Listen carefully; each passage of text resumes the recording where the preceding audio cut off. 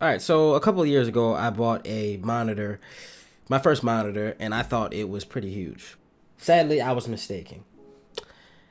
I have a monitor right here. Now, this monitor is basically a 3040 by 1440p monitor, and pretty much I use it to game. And not only game, I use it to watch movies. I use it to, just browse the internet. I use it to do a lot of different things. But this monitor is very unique, and I will say this.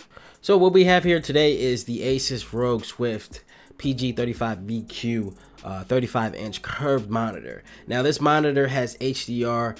It's considered a gaming monitor with a total of 200 hertz, which is pretty fast. Now, obviously, you can go up to 300 hertz in 2021, but pretty much 200 hertz is pretty good. The standard, I guess you could say, is 120 hertz.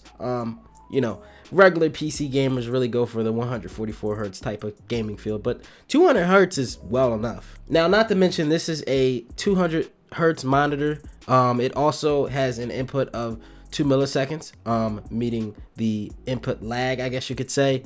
A lot of monitors tend to go with the 1 millisecond gray to gray, but 2 millisecond gray to gray on 1440p, not only a ultra wide setup, 3440 by 1440p, is literally insane. 2 milliseconds is perfectly fine. I tend to notice not even a slight of difference between 1 millisecond and 2 millisecond when it comes to gaming. For me, a lot of professionals probably do know a difference, but 2 milliseconds for the average gamer, and I guess you could say experienced gamer, is pretty well neck and neck. Now this monitor also has ultimate eye care gray to gray, which means you don't have to have gaming glasses if you don't want to use those. Me, I like to rock them. If you do have like eye problems and stuff like that, it's also always good to wear gaming glasses, but it's not a necessity. Now this monitor also features HDR, which means basically high dynamic range when it comes to viewing, whether you're watching a movie or even playing a game, as you guys know. Now, HDR 1000 is literally built into this monitor. You usually typically see HDR 100, HDR 300, HDR 500. It's not typical that you see a HDR 1000 display in a monitor so often. But this monitor has it. This monitor has that feature to where the game is going to literally look like you're in a movie.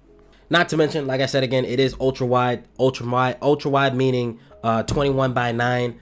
So not your typical 16 by 9. For me, I have been using 1920 by 1080 monitors for some time, for a long time actually, and pretty much, I guess you could say they're a smaller type monitor. This monitor is 35 inches. 35 inches meaning, it's gonna feel like a bigger monitor that you're typically used to. 24 inches, 27 inches. That's typically the smaller monitors that you see. So typically this is a bigger monitor. As far as the movie experience on this monitor, it's unbelievable. 4K, watching a downscale version of 4K from 3440 by 1440p is literally, I can't even describe it. It's so breathtaking.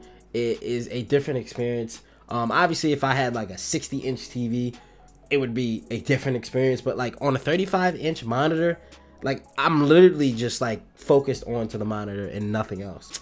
Not to mention 1440p at 200 hertz, but not to mention again 3440 by 1440p at 200 hertz, ultra wide. Now, not many graphics cards can handle this.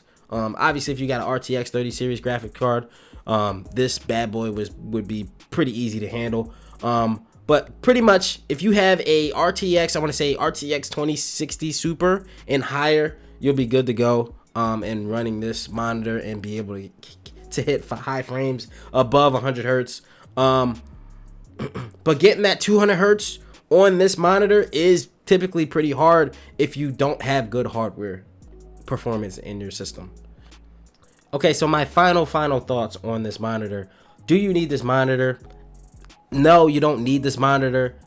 Should you buy this monitor? I would say yes, for sure. Now, this monitor is very hefty. It's a very hefty price. I'm not even going to talk about it. But if you guys want to go, look this monitor up, if you guys want to purchase this monitor, go ahead. I paid over $3,000 for this monitor. This monitor is literally my baby. I will never upgrade another monitor. I don't even think I'll go up to 4K because this is pretty much fake 4K, 1440p, so to say, ultra wide HD, HDR. So, I mean, I'm pretty satisfied, but my final thoughts about it is, yes, it is a great monitor. Should you buy it? Yes, I would say you should buy it. You know, if you want to have the best, greatest experience when it comes to gaming, not only gaming, but, you know, watching movies, just browsing the internet, whatever you're doing. If you want the best looking stuff, this monitor is definitely the go-to. I'm loving it, and I'm probably not going to turn my head back. Yeah, but that's pretty much it for the video. You guys let me know what you guys think in the comment section below. Would you guys pick up this monitor, or, you know, are you going to stick to the basic 1920 by 1080 monitors? Yeah, hit that like button. Subscribe to the channel if you're new. Hit that notification bell. More tech videos to come, and I will see you guys in the next video. Thanks for watching.